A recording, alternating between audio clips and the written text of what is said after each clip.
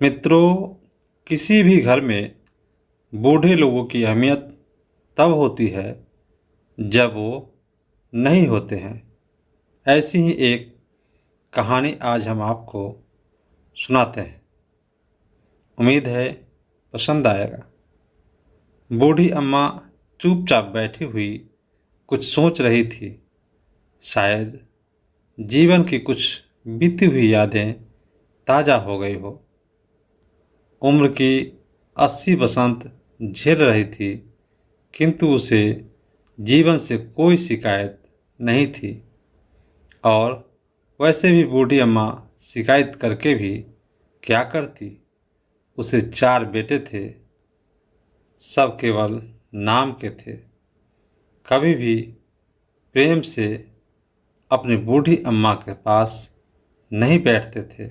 हाँ, 4 वक्त की रोटी खिला देते थे और उसी को अपनी कर्तव्य मान रहे थे। इसी बीच बूढ़ी अम्मा की आंखें नम हो गई। वो अपनी लाठी के सहारे उठकर खड़ी हो गई और धीरे धीरे बरामदे में रखी हुई खटिया पर लेट गई। उसे नींद नहीं आ रही थी। इसी बीच बूढ़ी अम्मा फिर यादों में खो गई। जब वह नई नवेली दुल्हन बनके आई थी, कितना हंसता खेलता परिवार था। उसके पति अनूपलाल उसे कितना प्रेम करते थे, किसी भी चीज़ की कमी नहीं होने देते थे। लेकिन आज वह एक एक वस्तु के लिए तरस जाती है। इसी बीच उसका ध्यान टूटा। उसका बड़ा लड़का सोनू गुस्से से चिल्लाते हुए अपनी पत्नी से कह रहा था, कितनी बार तुमसे कहा है कि बूढ़ी अम्मा की खटिया बरामदे से हटाकर दूसरी तरफ रख दो।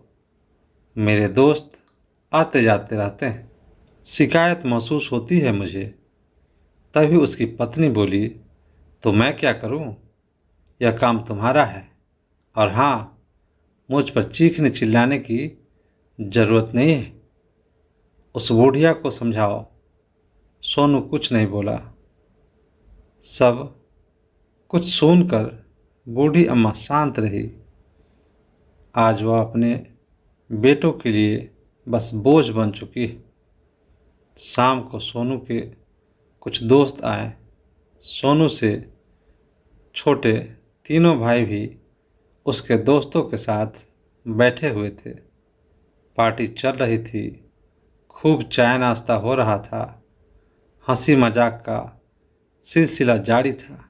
मगर बूढ़ी अम्मा की चिंता किसी को भी नहीं थी। वह बरामदे की खटिया पर लेटी हुई आसमान की तरफ देख रही थी।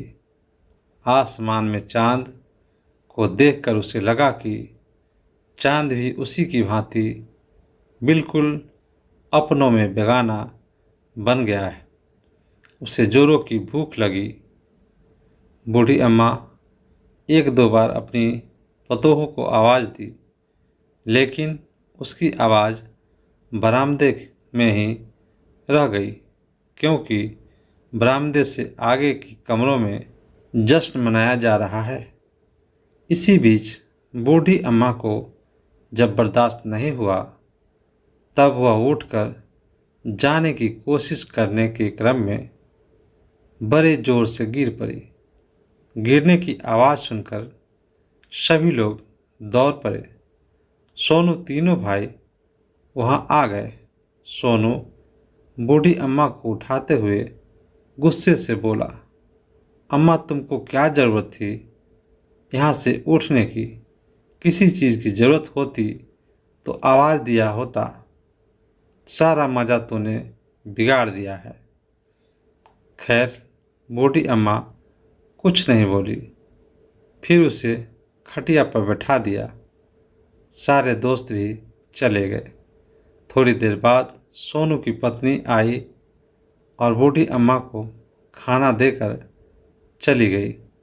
खाना खाने के बाद जब वह सोने गई, तब उसकी कमर में दर्द हुआ। वह कराहने लगी।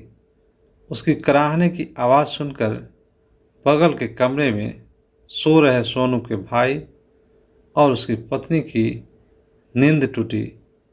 पता नहीं यह बूढ़िया कब मरेगी, सोना भी मुश्किल हो गया है, वह झुंझलाते हुए बोला। और उसकी पत्नी केवल गुस्सा करके रह गई। बूढ़ी अम्मा कराहती रही मगर कोई उठकर नहीं आया। सुबह सब जगे मगर बूढ़ी अम्मा नहीं जगी। सोनू बोला, बुढ़िया मर गई, बोझ टला, बरामदे की सफाई कर दो। मित्रों, ऐसी ही वीडियो देखने के लिए सब्सक्राइब करें हमारे चैनल स्टोरी गुरुजी को तथा वीडियो को लाइक और कमेंट करें। धन्यवाद।